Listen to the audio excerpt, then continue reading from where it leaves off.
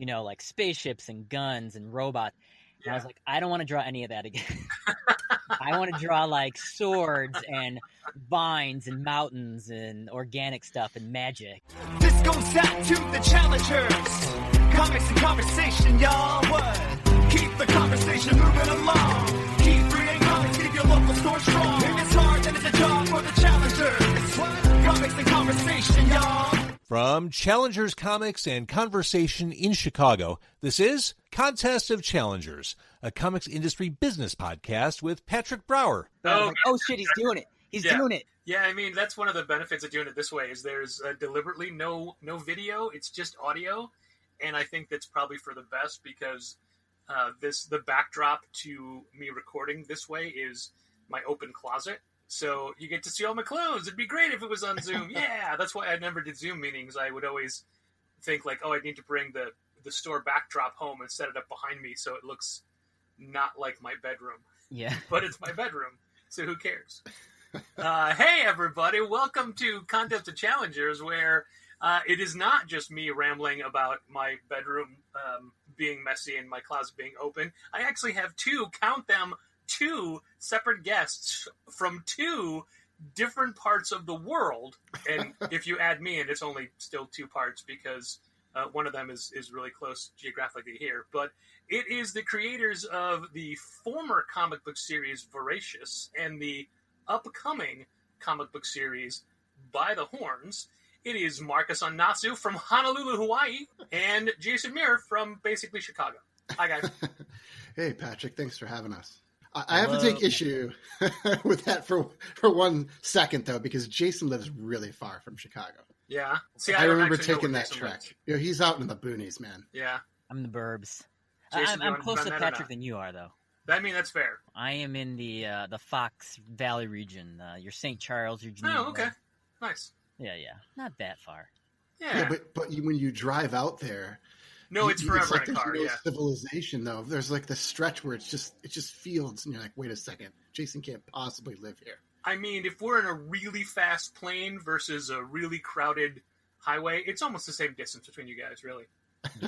Yeah. It's like nothing. It's like nothing. But Markisan used to live here in Chicago, and also much closer to me than Jason is right now. So I guess that kind of balances out. Mm-hmm. Yes, I'm very Geography far. aside, comics bring everyone together no matter where they are. And Markisan, you were on this very podcast, I have no concept of time, but like right before you left for Hawaii, right? Yeah, so it would be October of 2019. Yep. Oh, back when we thought the world was terrible, but little did we know. You're so naive. And it was right about before the third volume of VORACIOUS was coming out, or was that right before the third trade? I can't remember. I think it would be before the trade. I like that we're sitting here going, I don't know, when basically there's an entire podcast episode people can go listen to devoted to that. And that's why we won't even spend that much time talking about VORACIOUS because, you and I talked about it, and, we're moving on to other things. I was going to say mythical things, but that would be saying dinosaurs are mythical, and that is not the case at all. I think the last time we talked, it was the trade, because I remember I was trying to set up signings for it, and the trade just didn't come on time or something. Yes, the trade did not come out before you left. Yes, I remember that. Right, that and is, it was supposed to. It was supposed to be be my final signing in Chicago, and I couldn't do it. I think it's pretty great that over the you shopped with me when I was working downtown, and Jason also worked for that same store for a bit, right? Correct. We overlapped a little bit. Yes. But I just think because of geography, you guys are in the running for most Challenger signings. Really? Which is a weird thing to think about because signings are a thing we haven't done forever. I think it's just because we ask you to come sign at your store. I mean, we're whores. We'll do anything. What do you want to do? Buy your book, please. We'll come out. We'll sign at your store. What do you want? Yeah, it was great because you guys vacuumed for me while you were there and did a lot of processing of back issues, and yeah, it was really we got our money's worth out of that signing for sure. Yeah, I'm gonna have your taxes done soon. I mean, thank you. We're already getting a lot of penalties because of how late it is, Jason. But don't worry, I expect you to pay that. Oh, okay, boy. I'm sorry. Well, also, we've actually been on this we're always cast looking for new a few accountants. times too. Yeah, I'm sorry. We've actually been on this cast a few times too. I wonder if we're in the running. Oh, that's for right. most Yeah, that's appearances. true because we recorded during one of the signings. Yeah. Yeah. Wow, that's a good question. I don't have stats for who's been on our podcast the most aside from us. Well, get on it, Patrick. I mean, like, I think we'd have to disqualify employees from being in the running. Right. Yeah. That's a good question. We'll figure that out. Not right now. We definitely won't figure it out now. Yeah, but we're not we'll doing get math to on this podcast. Also, I was going to ask what everybody is drinking, but I don't know if Jason is allowed to drink in the closet. I am drinking in the closet. Nice. I am. You know what? I realized that that was before we were recording. For sound quality, Jason is in a closet. Yes. Do it for you. Yes, I am drinking. I'm drinking some vodka and cranberry ginger ale. Nice. Something a little festive. You know what? That sounds light, effervescent, and refreshing. It is. It is. Markisan? Nice. I'm drinking coffee because it's noon. Right. Yeah, you know what? and, I keep forgetting. It's noon for you right now. Yeah. A lot of times I will bust out a drink or two, but I hadn't finished my coffee. But I am drinking it in my all I want to do is pet cats and listen to metal mug. Are there any metal bands that only do songs, or at least have a song about petting cats? I don't think so, but somebody should definitely do that. I'm sure there is. This is a more of a digression than I expected to do, but weren't you on an NPR bumper because you sing to your cat? Yes, I was. It's the NPR Politics podcast. So they put out a call for people to do introductions to the cast. And I would listen to these introductions. I'm like, these are not very good. They're lame. And I told my wife, and she's like, well, you should just do your own. I was like, I don't really have time for that. And then it just came to me one day. I'm like, I'm always singing to my cat. I can just record that and send it in. So they accepted it and put it on the air. And that was pretty fun. I mean, nothing says politics and NPR more than a grown man singing to his cat. Yeah, and I take existing songs that I've heard. Usually they're pop songs, or not songs that I usually listen to. But, you'll hear them on the radio or something, and they get in your head. And then I just change the lyrics so that it's about my cat, Zosa. Fair. I think that one of the main reasons we're doing this podcast today, we're recording it the day we're recording it, is because tonight, or I guess tomorrow morning at midnight, Taylor Swift is dropping another new album. And because we're so excited, this is just helping us pass time. Otherwise, I would just be pacing the floor back and forth, waiting for that to happen. Oh, yeah, you're a big Taylor Swift fan, huh? Actually, you know what? I brought that up as a joke, but yes, I actually am a Taylor Swift fan, and I have not her country albums, but her pop. I'm an unabashed pop music fan. I mean, obviously my metal roots are deep, but I grew up on the radio, and I love pop music, and that what I love doesn't change. The times change, so I still am well versed in the pop music of today. Mm-hmm. I listen to the radio a lot. I don't listen to American radio because, I mean, let's just face it, it's American. I listen to British radio, as most people who listen to the podcast already know. I listen to BBC Radio 1 regularly, and I am sadly well versed in the pop music of the day. So yes, I will absolutely get this new Taylor Swift album, and know it very well. I will also get this Taylor Swift album. I will concur with you. Yeah! I also enjoy Taylor Swift. Fantastic. I'm not a big fan of Taylor Swift, but you know what? I have a lot of respect for her. Sure. The way she crafts music, her writing, especially after watching the documentary that she put out. So I've listened to a few of the songs, especially the last record, which was pretty stripped down. Folklore. Yeah. Yeah.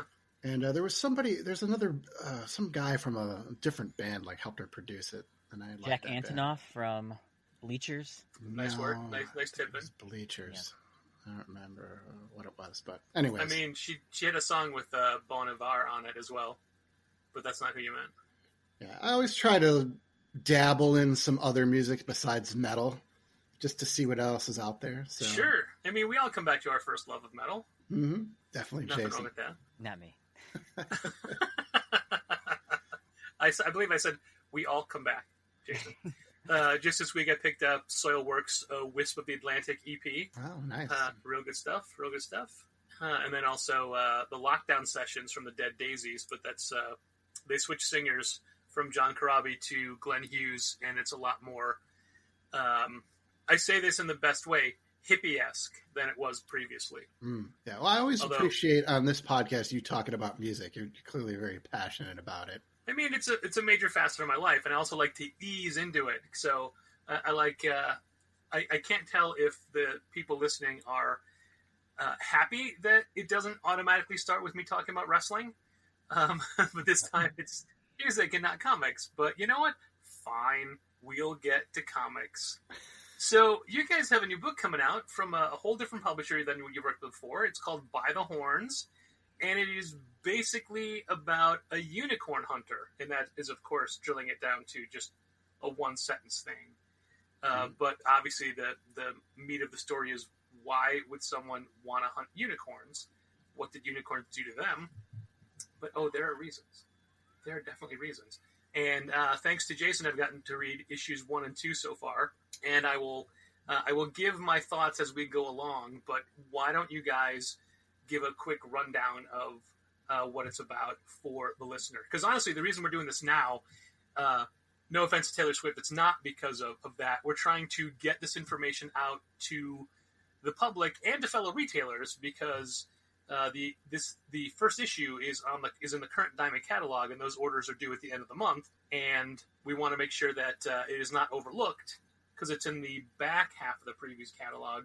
So sometimes it gets lost in the shuffle. This is going to be all the way in the S section of the publishers, all the way in the back. So we want to make sure that retailers and readers alike can have a jump start on knowing what this is about and don't miss it. So who wants to pitch it?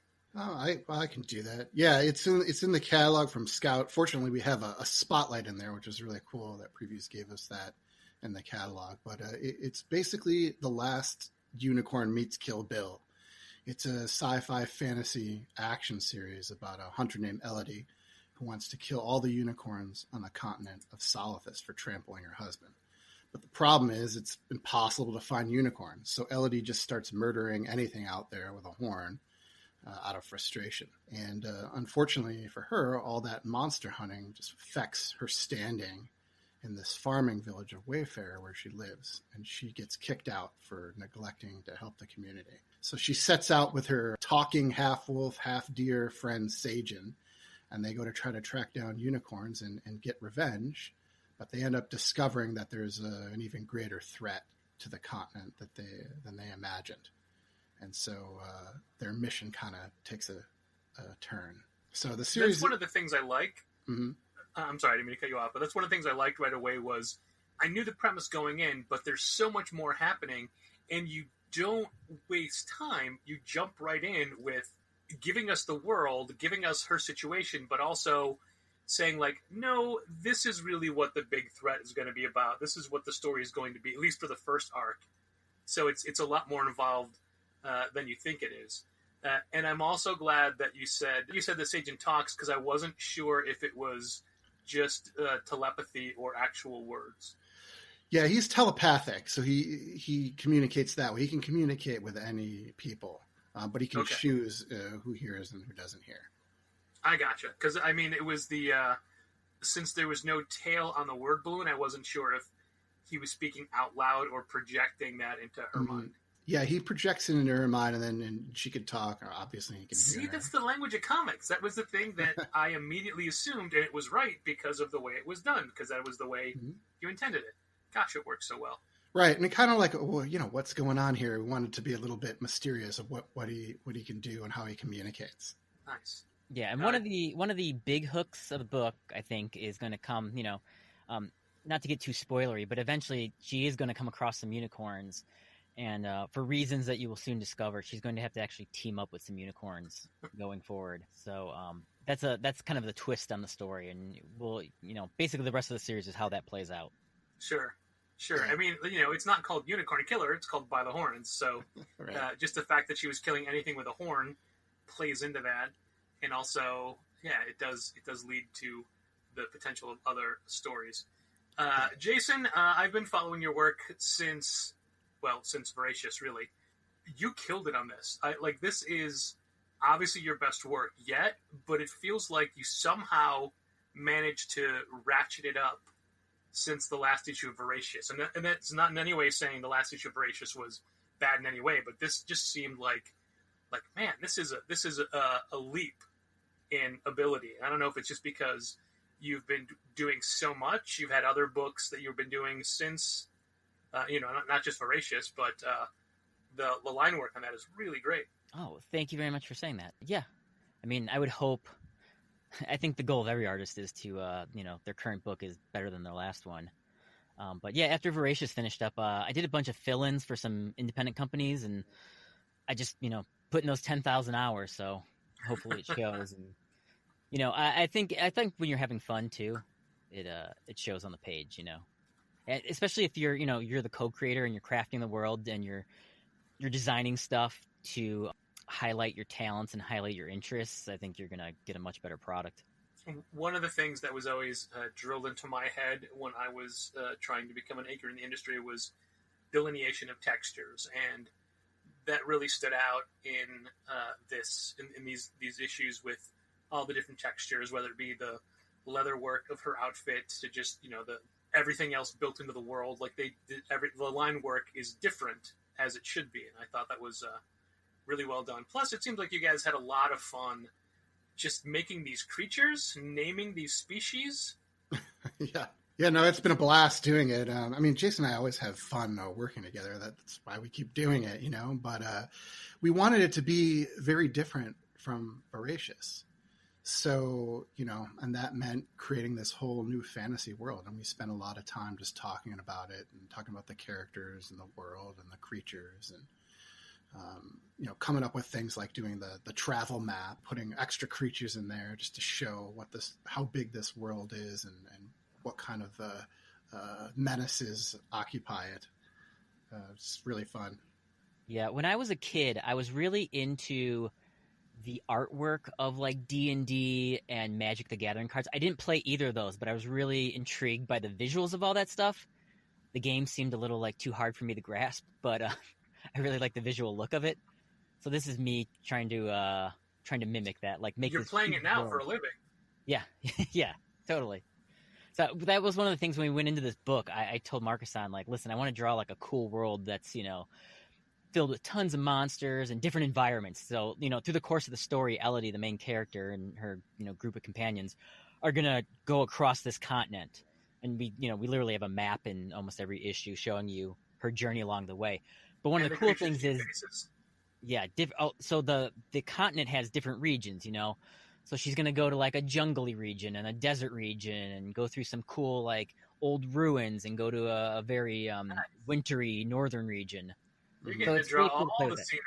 Yes, which is totally fun. fun. Jason requests that, and then he also likes to change the outfit. He's like, well, I want Elodie to wear different things based on the region. So we kind of build that into it, It's been a blast just coming up with all this stuff. It's very immense, the world, but it's definitely a world that I think people will want to live in. Unless you have a horn. That's true. So obviously you guys got to work together on 3 different volumes of Voracious over the last decade or so. Not that it was a decade, but in the last 10 years when you were doing this. Last couple years. I don't want to age you guys or anything on this. Well, it's been, let's see, our first book came out in 2016, so we started in 2015, so it's our 5-year Okay, so that's half decade. There we go. I'm still going to get decade in there, just cut it in half. Yeah. Yes. So at what point in the ending of Voracious did you know that A, you'd be working together next, and B, what it was going to be about? I think towards in the middle of the last volume of Voracious, I think we already started discussing what we were going to do next. I don't think there was even a question that we wouldn't do something next, because I think we gelled together and we had some success with the book and, came out in time and the process moved very smoothly. So I think that was a given. I think we were batting around a couple ideas, but I think one of the main things I told Markisan was Voracious has a ton of sci-fi tech, spaceships and guns and robots and shit. And yeah. I was like, I don't want to draw any of that again. I want to draw swords and vines and mountains and organic stuff and magic. So I knew I wanted to do something fantasy based. Except then I brought in more tech because originally when I pitched him By the Horns, it was straight fantasy. And then, we talked about it a little bit, and then we finished Voracious, and then we came back to it and some other ideas. And I was like, I think I want to switch it so that it's a sci-fi fantasy book, because I think it'll be more unique looking. And Jason was all on board for that. So there's a little bit of tech. There's a little bit of guns, ships and stuff, but nothing like the world that we built in no Voracious. time machines. Yeah. No. I'm in the middle of drawing, or I'm just beginning drawing issue 5 right now. Oh wow! In the issue, the group gets basically a sci-fi pickup truck for a couple scenes. Mm-hmm. As soon as I read that in the script, I was like, God damn it! But then a couple pages later, it gets destroyed. So I was like, oh, thank God. And hopefully it gets destroyed in a fun way that you like drawing it. Oh, totally. Get to work out some of that, like, this is what you get. Pick up.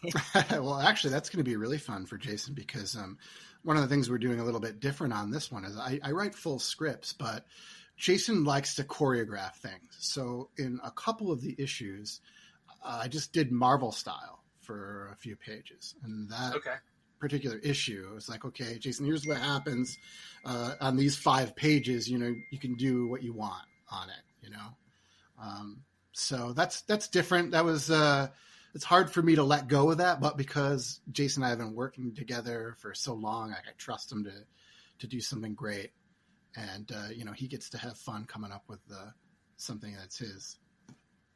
So this first arc is 6 issues? Yep. And if you're starting drawing 5, Markisan, are you done with writing it? All 6? I mean, I usually have the scripts written, but I always change them. Okay. Up until I have to give them to Jason. I'm always just kind a of little tweaking them. Just you might find an easier way to tell something. Sure. Yeah. So, yeah, yes and no, I guess. And what was the process like of getting to work with, for you, this new publisher? We love Scout. Scout's been just phenomenal. We pitched the book, and they got back to us pretty much right away, and so really good deal. It wasn't like, hey, we have this, we're going to shop it around. You went to them right away and said, hey, we're doing this. Do you want it? Well, we pitched. So it was tough, Patrick, actually, because we pitched in the pandemic, and it was towards the beginning, and that was when you didn't know what was going to happen with comic book companies, because that's when Diamond shut down, and a lot of these companies just decided that they were going to go on hiatus, and nothing was coming out, and you didn't know if they wanted to put money into new books, because what's going to happen. You don't know what the future is going to be. Right. So, we only pitched like a few companies early on, but Scout was definitely one of the ones that I wanted to pitch first, because I just felt like that they were growing, progressing. I think that they just do a really good, diverse collection of books. And, since we signed with them, Scout's been announcing new initiatives and new books like left and right. So I almost feel like I had the foresight to get in with that company. But, nice. I will say that Scout is one of the publishers that understands that you cannot live by Diamond alone, and they are being very progressive and aggressive in the way they are marketing their books to consumers and to retailers, and also offering them direct as a way to be like, we want you to have our books. We want you to get the books however you can, and they are in a constant communication with retailers. And honestly, right before we started recording, I'm gonna double check and see what I just got. Something else from them. Scouts, read before you order your guide to February previews. Mm-hmm. So it's all about like, hey, this is everything we're doing for February, and of course. In February, we're thrilled to announce that we have 3 new series dropping. The first is By the Horns, a fantasy unicorn revenge tale from the twisted minds that brought you Voracious. So you're the lead off in the Scout retailer email for books for February, and they show I guess it's the cover number one. It's why don't I remember seeing that before? Huh. Also, great logo, by the way. Oh, With the unicorn and the is it a cobra? it's a snake-like creature. Yeah, we're Okay. doing a cool thing with the logo where I'm trying to change it every issue. So Oh, nice.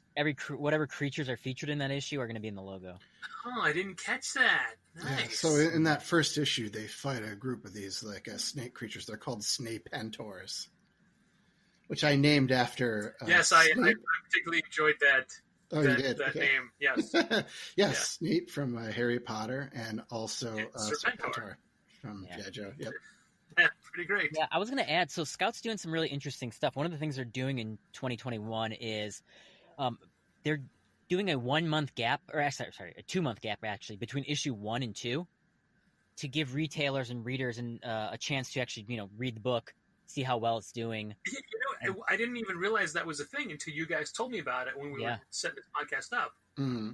Yeah, it's interesting, and it also concerns me at the same point because obviously retailers want to know how a book is going to sell, but the most important thing for any publisher to do to help retailers sell a book is what they're already doing, and you guys did it as well, but they're doing it. They're giving us the book. This very email that I was reading from, it has a PDF of issue number 1 for retailers to read. And that is the best way for us to decide whether to carry a book or not. And honestly, they mentioned their books Black Friday and Black Cotton, and both of those have the PDFs, as well as some of their one-shot books in the email as well also have the PDF. So that's super important. The only thing that concerns me about the gap, and it's such a double-edged sword, is that I'm a little worried readers will forget it in the 2 month gap. Like bi-monthly titles are always like DC does a lot of bi-monthly titles, and it works for the most part. But for a smaller publisher, you got to do everything to keep your books in people's faces, and I worry that sometimes someone, like if it's 2 months in between 1 and 2, they may forget or have moved on or allocated their money somewhere else. Mm-hmm. And I almost feel like a jerk saying that in this interview, but I definitely want you guys to know my concerns. I think that's a valid concern. I think we had that same concern. Mm-hmm. Yeah. Especially the other thing too is like when you're a new book and there's a 2 month gap between issues, I think the immediate thought with readers is that they're late. The It's creator their fault. effed up. Yeah, totally. Yeah, I mean, obviously all retailers say like, "Hey, we want returnability. That's what we want." Like, that'll make us order more, but that's a financial risk that some publishers can't take. But yeah, I don't know. Maybe even just bumping it to 5 weeks or 6 weeks or something. Just because obviously we want more sales data before we're doing the next issue Right. orders, and the way it is normally, like we'd be ordering issue 3 before issue 1 comes out. So I get it. I understand what they're trying to do to give us the most data possible for our ordering. But yeah, I'm slightly concerned by that. I mean, it could. Go ahead. It might. I mean, depending on when it releases. Like if it releases in the beginning of the month, it might not be that much of a gap. So, if they release it at the end, after 2 months after, if they release it at the end of the month, yeah, it's going to be a long time. But if they do it at the beginning of the month. I mean, yeah, you're right. If they can get it out like the first week of February, then the last week of March, like, hey, it's the next month. It's not 2 months. It's the next month. Yeah. Kind of. Yeah. I guess the hope is that, as a reader, you read the book, you like it, you add it to your pull list, Yeah. And then you kind of forget about it. I mean, Markisan will attest to this, but I read a lot of books. And Yeah.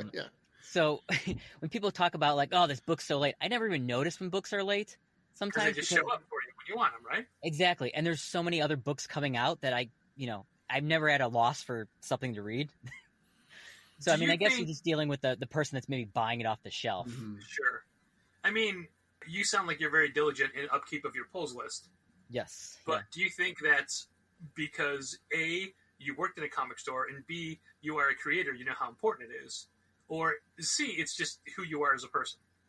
Yeah, probably all the above. I've long since stopped using myself as any kind of indicator for Sure. any of these things in retail, because I'm not the average customer, because I can't be, because I can order whatever I want. It's my store. Right. Kind of logic behind it. So I can't be like, well, you know what I would do, because I'm not ordering for me. Sure.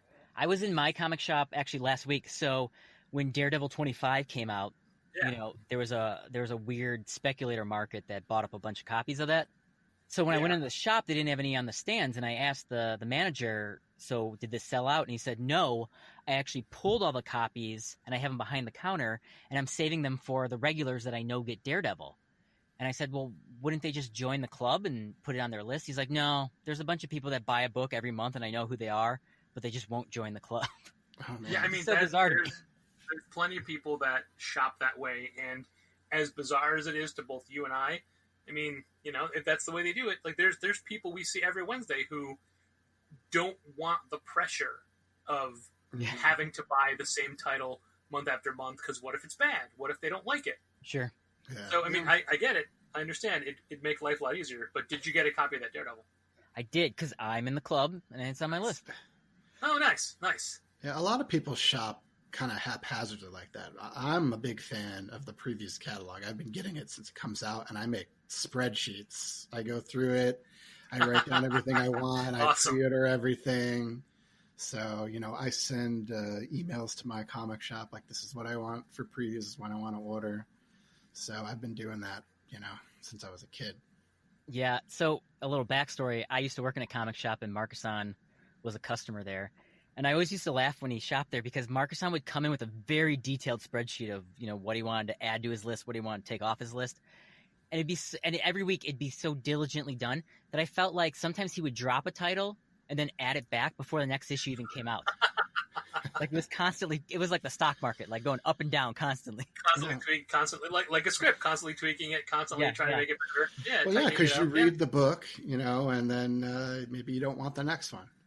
Yeah. So, but I've learned since that, it's different with retail. So if you put in an order for a series and you get that first issue, well, they're already ordering you the second book, the third book, issues, or whatever. yeah. So I know that. So usually when I drop it, I'll buy those books because I know they've already ordered them for me, but most people don't know that. Like if they put it on their subscription, like I want to get Batman, and then they drop it. Well, you're already getting the next 2 issues probably for that customer. And, so, people don't realize that. I don't know how they would unless they were in the business. But, it's just one of those things like, man, I really want to be able to support my local comic shop. I'm glad I know this now. So I don't know if the shops you guys shop at use this, but Diamond has a service called Pullbox, which is an online subscription management tool where basically you have 24-hour day access to the previous catalog and your subscription list. And you could make changes and additions and subtractions whenever you want. And what it does is it sends the information to us. And when it works right, it automatically updates things in our system. So we don't have to do the physical legwork. Like we don't have to say, oh, make sure Jason gets Daredevil 25. It does it for us. But it is built with the retailer in mind, and it's also built on a month-to-month basis. So if you say, oh, hey, like Donny Cates has a new book coming out called Crossover, and it's like the current previews has issue number 3 in it, even though number 1 hasn't come up, you're like, I want to add Crossover. It only adds you to issue 3 moving forward because it doesn't do backwards and it doesn't go to previous months. It just says, oh, you want it starting now. You'll have to say, oh, by the way, I want 1 and 2, which is a little bit of a stumbling block for people. A lot of people miss getting getting the previous issues, especially if it's a series that is, well underway. If you wanted to sign up to Batman right now, you'd get the most recent one in the most recent previews. You wouldn't get the next several that come out. With Batman, it's twice a month, so there's a potential you're missing like 4 or 5 issues unless you catch it when you're ordering it. And also, those are for subscriptions. For special orders, if you place any special order, it doesn't let you cancel because in its mind, no, your store has already ordered this. You can't say no. Like we had somebody just email and say, hey, I had ordered this X-Men omnibus and I need to cancel it, but the system won't let me cancel it. Dal got back and said, yeah, you can't cancel it because we've literally ordered it for you. It is coming in. Yeah. You can't not get it. And they said, I just found out my daughter bought it for me for Christmas. It's like, yeah. So, I mean, that's obviously a specific case basis. But so Pullbox is a really great management tool for stores. The biggest hurdle with it is DC, because DC is no longer part of Diamond. And that it's like they do have DC books. They will put DC books in the Diamond system for Pullbox specifically. But DC is really bad at getting the item codes to Lunar, their current distributor, in enough time to get them to Diamond to put them in the system. So it's entirely DC's fault that it's always running late. And also, going back to what you had said about us ordering in advance, we used to send out an email every Friday morning saying, hey, here's everything you're getting next Wednesday. We still do that now, but it doesn't have the DC information because that's received differently in our systems. Mm-hmm. So what it does is, what we have to do is, once the DC books are received by hand on Tuesdays, then we send out another email saying, hey, this is everything in your box tomorrow, including DC. However, we've already received all this product, so you can't make changes. We're just telling you what's waiting for you. Like, you cannot take anything. This is everything that is already in your box right now. And that's one of our rules is, once we pull it for you, you can't drop it. If you want to drop it before it comes out, fine. I know that there's stores that are like, no, we've already ordered 2 in advance, 3 in advance, or whatever. You're buying all those. We only make you buy a thing if it's a special order that you made that of a book we wouldn't carry, or if it's like a ridiculous price point. It's like, we're going to get stuck with that. But otherwise, if you say, hey, starting with, I don't want, if you get to us on Friday and say, I don't want next week's Batman, fine, we'll take it off your list. Right. But once that Tuesday email hits, once it goes in the box, it is not coming out of the box until you buy it. Sure. So a lot of friends and family will want to support my book. Sure. So having to explain how comics are ordered in the system, it's insane. It's insane to an outsider. It really is. Well, it's crazy for shops too. So like a book like Berserker, they announced that it was going to be, coming out in comic shops, and then all of a sudden they decided to do a Kickstarter. So I bet there's like people who wanted to add the book, and then, they see the Kickstarter and like, well, I'm just going to get these hardcover books instead. Yeah. That's a good example of a really weird situation, because so they announced that it's going to be a 12-issue series. Boom does everything in 4-issue collections. So there's 3 of them for that book. Mm-hmm. So they kickstart fancy hardcover collections, but you're not going to get them until all 12 issues are out. Right. So you may prepay for them, but you don't physically get them until anybody who's buying singles had their chance to get them before you. And then they change artists, so they have to cancel everything and start from scratch. I forget who was doing it first, but then they hired Ron Garney to come in. So the book isn't coming out until like February now. Like you're competing with it for a new book in February when it was due out, like a month or 2 ago already. But they had to go back and start from the beginning. Right. But yeah, now it's also like one of the most successful Kickstarters in the history of Kickstarting. It made well over $1 million. Wow. For a comic book, which blows my mind. Well, it's Keanu Reeves. I mean, yeah, but I mean, how many people? I appreciate how they did it. Like we traditionally have bad luck with comic book Kickstarters. Basically, anything we think like, oh, this is a good idea, we'll order it, and either it doesn't land, and the levels are usually like, oh, you got to get 10 copies of this graphic novel. Well, we don't necessarily get 10 copies of graphic novels we don't know real well by creators we don't know, kind of thing. Mm-hmm. We'd start small and then reorder. So we either get stuck with them, or we pay. And a lot of Kickstarters, the prices, I'm trying to say this diplomatically. The retailer prices are not as good of a discount as you would get from a distributor or a wholesaler. So you're paying extra on Kickstarter, plus you're paying shipping. And then it's kind of a kick in the pants when you do all that and then find out, oh, they just signed Image as well. So you could have just waited and gotten a whole different thing. There's plenty of books we have where we're like, no, but we have the original one. People don't want that. They want the Image one because it's cheaper and slicker and maybe better paper or whatever. But yeah, so kickstarting comic projects is the thing we kind of just stopped doing. And anytime somebody sends us like, hey, support my Kickstarter or promote it, we're just like, nah, we're not gonna. We've been burned too many times. Not that we don't wish you well, we've been burned too many times. And then, so they announced the Berserker one, and I appreciate them holding it. And they do, like, they will be telling people, like, when issue 1 of the book comes out, anybody who supported it will get an update via Kickstarter saying, hey, FYI, issue number 1 of this is available in comic stores today. You know, you're getting it in the hardcover, but if you want the single issue, you can go get it right now at your local comic shop. Mm-hmm. So that's nice, but ultimately there's $1 million worth of sales for this book that comic stores didn't get. But by the same time, we don't know that comic stores would have sold $1 million worth of the books, you know? Yeah. Well, that's always the challenge because obviously not all of us are Keanu Reeves. So, you know, we do Kickstarter because we got to make money to fund the book up front. Sure. But we also feel like, oh, you know, you want to get it in the hands of retailers as well because that's your bread and butter. You know, that's we love comic shops.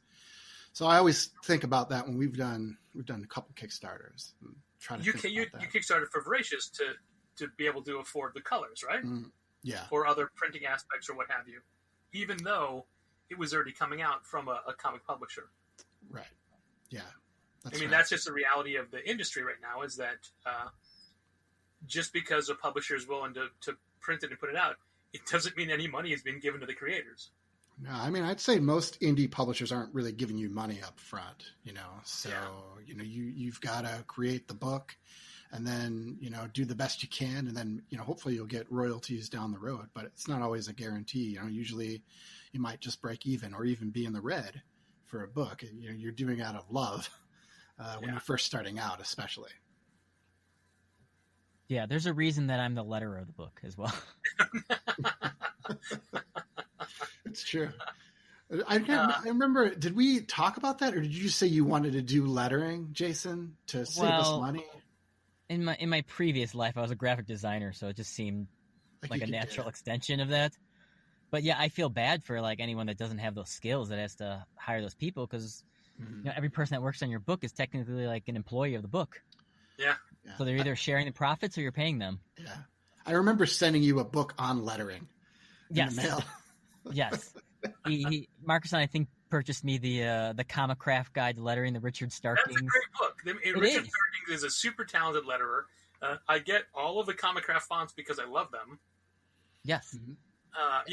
That's a really great book. And yes, I have very, very, very little lettering skill, but I used to do lettering for my own stuff, like 20 years ago or so. Mm-hmm. And that book helped me figure out how to do it. Oh, for sure. I think that book is very valuable if you want to... I mean, it's a quick read. It's like 20, 30 pages. It's actually a legitimately entertaining book because they present it in an interesting way. But one of the things you learn in that book is breaking down the different aspects of dialogue. You know, this is how you do a thought. I mean, obviously there's thought balloons and word balloons, but then there's like, oh, this is narration. This is like when someone's speaking, but they're not in the panel, but you want to have it in a narration box. You know, these are the different type of tales, and then, you know, they'll describe different balloon shapes. This kind of balloon shape denotes screaming. This one devotes thinking. This one devotes, like, telepathy. All those, like, little intangible things that you don't realize because you've read comics for so many years, but then when you actually sit down to make them, you're like, oh, yeah, how do you never spelled that before? And you, in By the Horns, you use all of those different styles. For sure, because we have so many creatures that are speaking in different languages or different colored balloons. Yeah. That's one of the. Sometimes it's so I'll letter the book, and then Markisan will go through and make his edits. And whenever he edits the dialogue of someone that speaks in like a weird colored balloon or a weird shaped balloon, which means I have to really kind of redraw the balloons from scratch, I always get annoyed. I don't mind him like editing the dialogue of the human characters, but when it's a creature who has like a weird font and a weird shape, I'm like, oh. God damn it. Oh, wow. So I guess the editing note is always make what they say smaller, take words out, don't add anything. Yeah, totally. Yeah, you know, it's funny when you go through and edit those books because, you know, you think when you write it down, oh, this is perfect, this dialogue works great. And then when you get it back and it's lettered, it reads differently. So, you know, sometimes you just have to tweak it to make it work better for the page. I always find that fascinating every time. Because, you know, in my head, it works perfectly. Sure. But I also think it's a great experiment in brevity. Like, how can you get your point across with the least amount of words, because you don't want the word balloon to overtake the page. Right. Yeah. Yeah. No, in this book, there a lot happens in it, but it moves fast. You know, one of the things I like doing when I'm writing is I want the book to be paced well, but also just a lot happens in it. Because I read a lot of books where just they unfold really slowly, or like nothing really happens in those books, and I want people to like be invested in the characters, have a good time, and also, you know, see that there's something else going on in the story. That's something I always try to capture. In the last 20 years, decompressed storytelling really became the thing, and it goes back to Spider-Man's origin was told in like 6 pages, or 8 pages, and then in Ultimate Spider-Man, they turned it into 6 issues. Mm. Yeah. One of my pet peeves with a lot of indie comics right now is sometimes I'll read a description in previews, or, you know, like a retailer will say like, oh, this is like the gist of the book. And then when I get the book, I don't feel like they reached that ending point that was in the description. Like, had I just read the book cold, I wouldn't have known, like, oh, but actually the story is really about this. And then it always drives me nuts. Like, why wouldn't you at least, you know, if you describe the book as something, I feel like the end of the first issue should get to that something, you know, that hook or the idea behind the book. Or they don't get to it until, oh, hey, something weird's going on. That's actually always hard, especially the first issue. It's always hard to do that.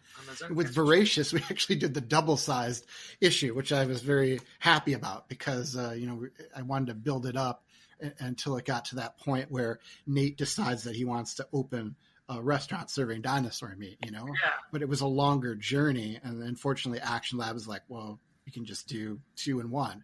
With this book, you know, we weren't going to do that. So it's like, well, where am I going to end on that leaves people wanting more, that progresses the story?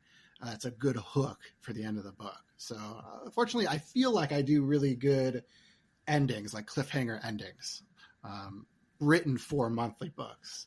Yeah, and honestly, that is an art.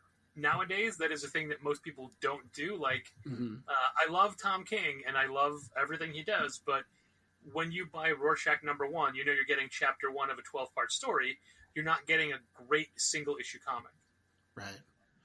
And yeah, I try to write for that single issue. I really do. Having read 2 issues of By the Horn so far, I think you do a great job with both of them, and both of them forward the story and have not, you know, shock endings, but fundamental changes into where I thought the story was going to go. And that's what I want. I don't want to know where a story's going. I want to be entertained and surprised along the way. Yeah, I think one of the differences between, I don't want to say it's a big difference, but I think one of the things we learned between Voracious and By the Horns is I feel like By the Horns moves at a much faster clip, where almost every issue is a time jump between issues. You know, sometimes it's just a small time jump. Things are still happening, yeah. Yeah. Markisan, we were actually talking about this on Facebook, but I am a recent convert into the TV world of Supernatural.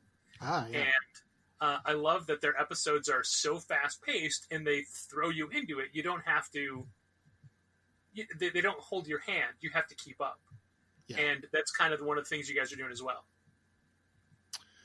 Yeah, you know, what was a different kind of book? I wanted to try to write it a little stylistically different than Voracious.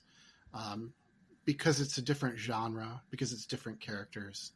And I want to try to play with speeds, with pacing, with how things are revealed in the book. So yeah, I'm pretty happy with it overall. I think people are going to dig it. So let's talk about the third member of the team, Andre, and I honestly I paused there, letting you say his name. Andre Tabacaro. Andre Tabacaro. I'm literally looking at it written down in front of me, and I still didn't want to take the stab. It's actually Tabacaro, I think. Isn't it? Oh, no. You told us that, yeah. Well, maybe it's Tabacaro. Tabacaro? Is that what you just said, Jason? I don't know. We don't know. We've literally only spoken to Andre once. Yeah. So when we were doing we were doing the 3rd volume of Voracious, which is technically issues roughly 11 through 16. Yeah. We did a Kickstarter, and one of the rewards we wanted to have for it was we were going to record a director's commentary. Yeah, okay. Where And then all three of us would get together and kind of just go through the first issue and literally do like a director's commentary of a movie. And so we got Andre on the phone, and it was literally the first time we had ever heard his voice, and we had worked with him for a couple of years at that point. Because Andre's based out of Romania. oh, wow. Mm-hmm. Yeah. Wow. Yeah, super fun. I do love that in the Scout email, where it breaks down the team, it says, the team, Markisan Naso, writer, voracious. Jason Muhr, artist, letterer, voracious. Andrea Tabacaro, colors, Rat Queens, Robotech, Blade Runner. It does not mention voracious. Oh, that's I did weird. not know that. Well, he didn't work on those books. That's weird. Really? Yeah. Yeah, it says Rat Queens, Robotech, and Blade Runner. I Yeah. don't know what that's wrong. I don't know if that's true or not. We got to That's ask not- Andre that. It's not true. As far as I know. Whoops. I don't think so. But hey, if somebody reads that and they want to buy the book because of that, go for it. Andre's immensely talented. He's so good. We Markisan found him on, was it Digital Webbing? No, it's DeviantArt, actually. DeviantArt. Yeah, we approached him because he had his portfolio up there, and we were searching for colors for Voracious. And we had gone through a couple colorists, and we had given them kind of basically tryout pages. And so many of them either flaked out on us, or the colors that were on their portfolio versus what they turned in were not Totally the same different. thing. Yeah. And then we found Andre, and he was awesome. He has good instincts when it comes to color. He's good at, like, when we have an idea, he's good at executing it. He makes changes if we want it, but most of the time they're done perfectly from the start. I think I've worked with a few colorists because I've done a few fill-ins at different companies, and I feel like he complements my artwork the best. And it was exciting too because at Very the colorful book. yes, that was one of the things I wanted to do in the beginning. A lot of fantasy books are kind of brown and gray. A lot of, like, knight's armor and castles and stone and mud and forest. And I tried to do, like, crazy blown out colors. All the creatures have different like color patterns, and there's a lot of, like, fluorescent pinks and purples and greens. So I talked to Andre on that at the beginning, and he was totally on board with that. And yeah, I think it works really well. I think it makes it look different. It's a fantasy book, but it doesn't look like your typical fantasy book. Yeah, well, that's part of the reason why I wanted to do a sci-fi angle with it as well. It's because I just wanted to look a little bit different than what you normally see. And then, when Jason got all the scripts and the information, and we talked about it, like, hey, let's really push the color on this, and Andre delivered for sure. Also, just this last thing about the Scout email, the "Who's It For" tagline at the bottom of it says, "A great book for fans of The Last Unicorn, Final Fantasy, and Skyrim." Yeah, that came from me. Yeah, I mean, that's true. Okay, because I wasn't sure if that was from you or not, since they got the coloring wrong. Yeah, that's really weird with the coloring. Yeah, I mean, we gave him all the information. Andre's done other books besides Voracious, but they're all in Romania. I don't think he's done any American books except for Voracious. Well, hopefully this is a big hit for them in Romania as well. But yeah, I'd say Last Unicorn. If you like the Miyazaki films, like Nausicaa of the Valley of the Wind is one of my favorites. I think kind of evokes What did you say right at the beginning? Kill Bill meets Last Unicorn. Okay. It's a revenge story. It's a fantasy revenge story. But Yeah. I think if you're a fan of the artwork of Magic cards or D&D manuals, I will use as that. when I was a kid and I'd buy those cards and people would try to explain to me how you play Magic, and I'd say, I don't understand any of this, but I'm going to continue to look at these cards and make my own stories up. Yeah, we actually made cards for the characters, for Elodie and Sajen. Oh, wow. Yeah. Yeah, as like a thing to send out to shops to hand out. That's cool. Because I feel like the book lends itself to a monster manual. It would be cool one day to collect all the monsters together in one manual. Because I think so one of the things that happens in the book is she comes across these monsters. Sometimes she fights them. Sometimes we just kind of do a summary page of what she killed along the way. but Markisan writes up these little descriptions, and all these monsters have different abilities and attributes, and sometimes they have superpowers. So it would be cool one day to do like a little monster manual explaining Sure. where each creature comes from, what do they do. It's crazy because it was Jason's idea to put the monsters on that map. And he's like, well, can you write descriptions of them? I'm like, all right. So I wrote descriptions for that first issue. I think the map comes in every other issue. But as we go along, like the descriptions get more elaborate because I'm just thinking up these creatures like, oh, this would be cool. And where would this creature live? And what would it eat? And how would it interact with Elodie and Sajen as they're traveling? And it just, I put way more effort into these monsters than I thought I was gonna. And they don't even really show up in the book. You know, they're just in these like little bubbles. Yeah. But that's how much we love the book. You know, we love the world. And once you're in it, you can't stop creating and thinking about it. And that's just the fun part, giving those little extras, the extra detail in the book. You know, I especially love that with Jason and Andre, what they bring with the art in this book is the detail. You know, I think they just do amazing backgrounds and just a lot of little Easter eggs and things hidden in there. Just beautiful work.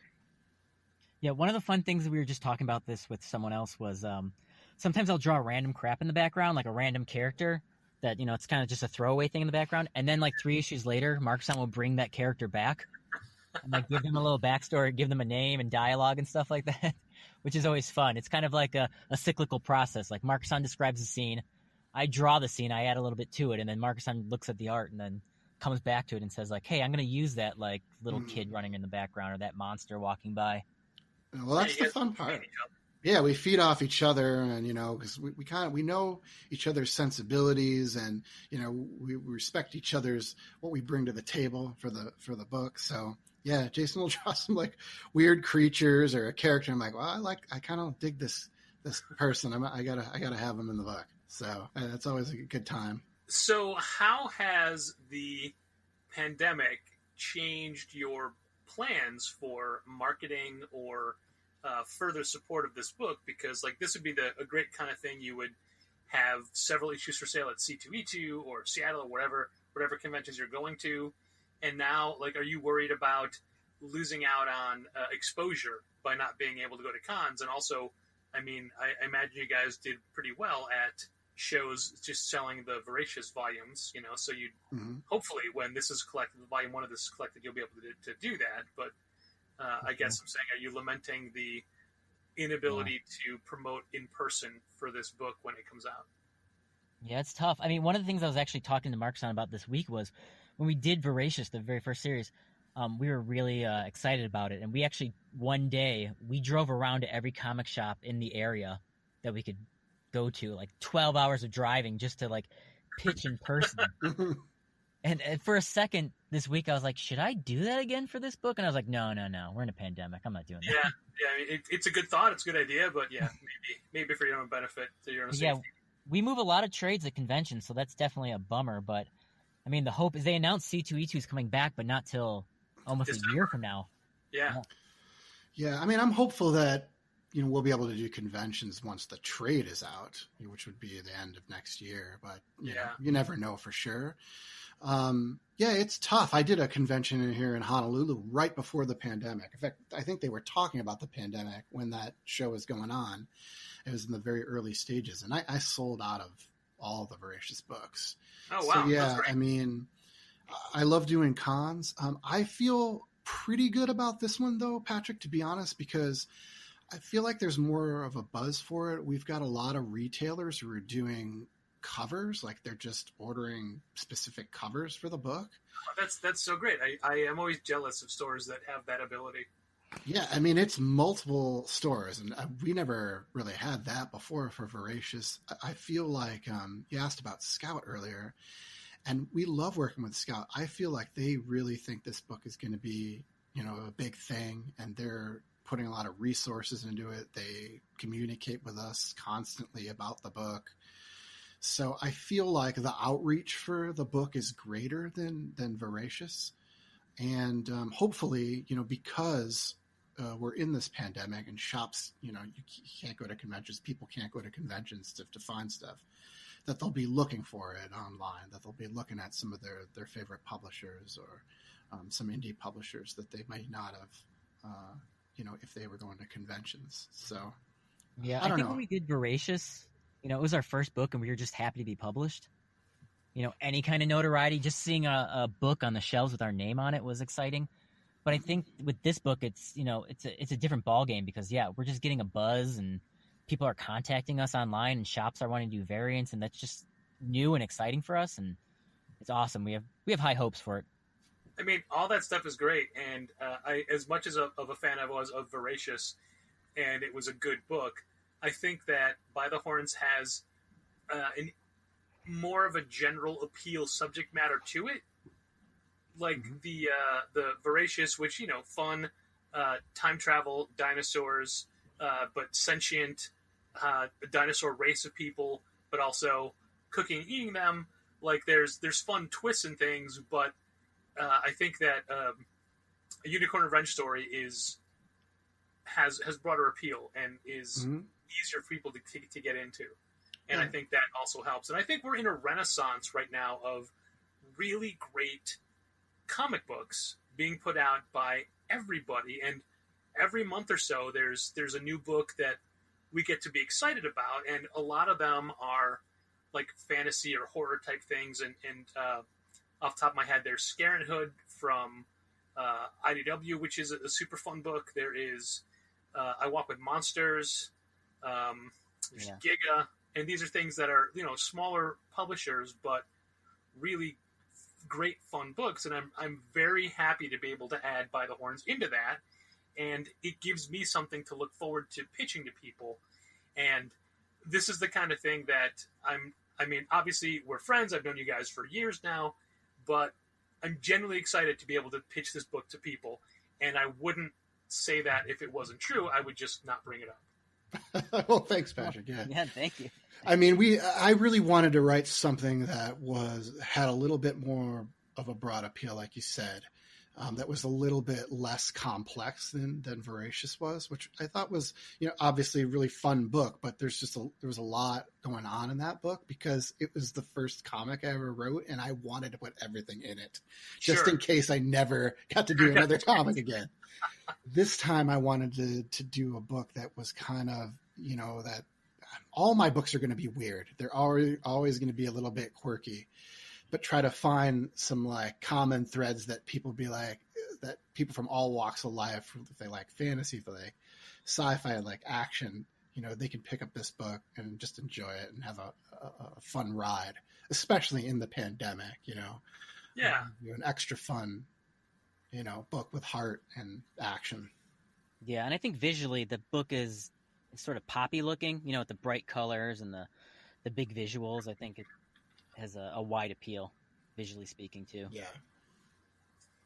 And let's give a shout out to the incentive cover artist, Maria Wolf Lopez, also from Chicago. Oh, yeah, Maria. With her, I was honestly, I didn't realize she was doing a cover until I saw that it was posted on Facebook. I'm like, oh my God, this is so great. A little disappointed to find out that it's a 1 in 10 incentive cover. So we can't just open order it. It's, we're limited to 10 of the main cover, which is a great cover. But still great to see her on that. Are you going to have, do you know who else is doing incentives or variants for future issues? Yeah, we have a few Chicago people. Yeah. Max Bear is doing one of our covers. Club member of Challengers, Max Bear. Yes, he is doing one of the later issues. Nice. Who else is on there, Markisan? That's it for. I don't think we have any more Chicago. Yeah. We've got. We've got a lot. We have so many covers. It's kind of nuts. Like I'm not big on doing tons and tons of covers, but so many people wanted to do these variants for like shops and things like that. So we have a number of covers. We had to make a spreadsheet for all these different covers that are going to be coming out. They can go in the Monster Manual when that comes out. Yeah, sure. Jason's done like 5 covers. Yeah, it's fun. For one. Yeah, we have Bernie Gonzalez is on issue 2, and sure. He's signed for us before for Midnight Mystery. Yep. Bernie actually did like 3 covers for us. And, yeah. Wow. He's like, oh, I'd love to do a cover for you, but you can't pay me anything. I just want to do it because we're friends. I'm like, oh, that's great, Bernie. I really appreciate it. And then he did 3 different covers. Yeah. And he did one for Voracious too. So yeah, love Bernie. Yeah, one of the fun things about this book is, Scout will send us these emails and say, hey, this shop wants to do an exclusive, this shop wants to do an exclusive, this website does. And they'll say, they're thinking about this artist, and they'll send us some awesome artist. And we're like, yeah, that looks good to us. Go for it. Yeah, I'm super excited. I got a metal cover artist to do this like wraparound painted cover. His name's Luke Borum, and it's awesome. So and some of these covers, we don't even know where they're going to end up. They might be Scout exclusives, they might go, and be on a variant for an issue. But yeah, really happy with Maria's. I gave her the idea for that cover, and she just killed on it. It looks great in black and white. And then I was like, I want to get Andre to color it. And I told Andre when I sent it to him, I was like, listen, it does not have to look like By the Horns. Like, you can go crazy with this cover. Like, do whatever you want that fits Maria's style. And I think it was a perfect match. Maria loves it so much. She tells me she can't stop looking at the cover because she loves the color. That's great. That is high praise when the artists themselves, because we all know how down on themselves the artists get to be, Jason. Yes. Oh, yes. You're going to have to tell me. Yeah, but my friend Rachel Young, who does some great indie books, and Mark Dos Santos, who's done a bunch of image books, got a cover, just a lot of what I like to do for covers. Jason found a couple, and I usually like to try to find artists who I think are like up and coming, or artists I think just need a wider audience. And I feel like I've done that pretty successfully in the past with some other cover artists that have come up. But I think Maria is going to be pretty big. She just announced on her Facebook that DC or Marvel or one of those, the big two, contacted her to do covers. So that was my hope. It's like, when they see this cover, other people are going to want to do more stuff. Nice. Yeah, her cover looks like a blacklight poster. Yeah, it really does. You're right. Yeah. I probably have an original piece of hers hanging in my my landing. It was for a fundraiser Jim Terry was doing a couple years ago, and it's a buffalo head and a bloody handprint and the No Dapple slogan on top of it. That's cool. Yeah. But not only that, let's not forget I do have original Jason Muhr artwork permanently embedded in my skin as well. I know. That was a shock to me. Yeah. You just came up to me at C2E2 and showed me a drawing I had done on your arm. I immediately felt first. I normally say, "Hey, here's this piece you did. Do you mind if I got a tattooed?" But for you, I'm like, I'm just doing it. Yeah. Is it Blink? My first reaction was, "Oh my god, I feel so bad. Like I could have done a better job. I wish you would have told me. I would have." But you always feel that way, Jason. Yeah. Jason always hates whatever you drew the day before. Sure. And I knew if I said, "Hey, I want this as a tattoo. Will you draw it for me?" you would never be happy with it. For sure. Yeah. Yeah, my wife always makes fun of me because every year when I do a convention, I'm like, I think I'm getting a new banner. She's like, didn't you just get a new banner? I was like, yeah, but that art sucks. When it's blown up to 6 feet tall, you get real real self-conscious. Of course you do. Yeah. Of course you do. Writers do it too, but they just keep it inside, right, Markisan? I don't normally. No, Markisan doesn't. Markisan does not get self-conscious about it. No, I'm too metal for that. Nice. All right, so for all of the retailers who are listening, the item code for By the Horns #1 is December 20, 1653. That is DEC 201653. And the clever coding on that is it is the December 2020 catalog, and it is literally the 1,653rd item in the catalog. So that is where your code number comes from. DEC 201653. Orders for that are due on Sunday, December 27th. Now, there is, even though Scout isn't part of Diamond's final order cutoff program, there is still an FOC date for, Diamond lets, basically it's not part of the FOC program or part of the pages, and it's not listed, but you still have until January. What did I say, Jason? January 1st? Is that what I'd said initially to you? You said January 1st. Scout told me the 27th of December. Yeah, 27th is when the orders are due, but retailers can adjust those orders through their customer service rep or through a diamond ticket until January 1st. After that, retailers can add to their order with no guarantees, but they can't reduce it.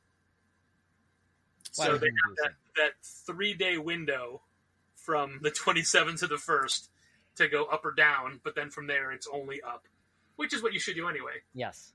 And again, I have read the first 2 issues. I really liked it.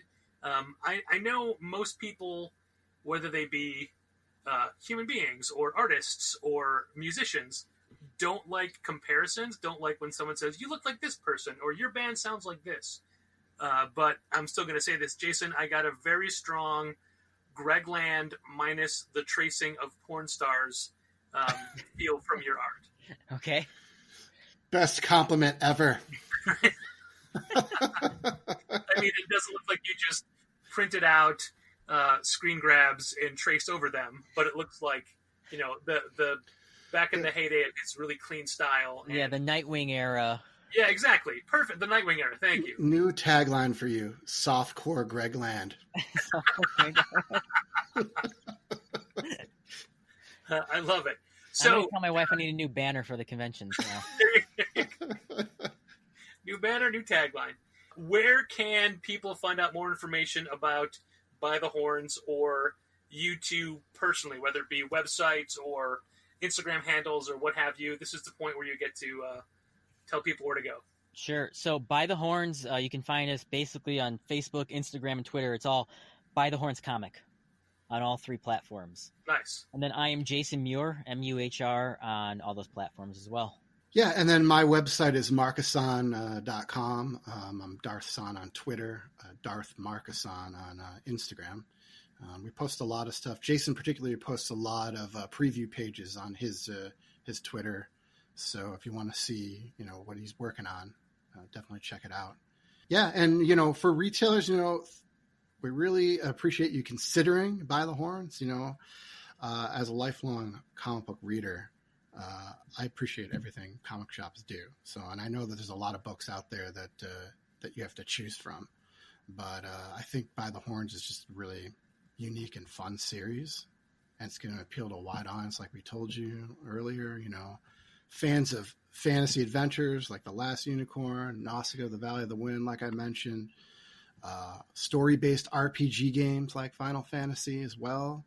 I think people really dig that. It's got creative characters, creatures, action, humor, suspense, heart. It's about stabbing wizards and creatures, but it's also really about the importance of community. Sure. Markisan and I read a lot of comics, so I think we try to take the things we love the most about the books we love and distill it into our book. Perfect. And according to Diamond's website, the first issue comes out on February 24th.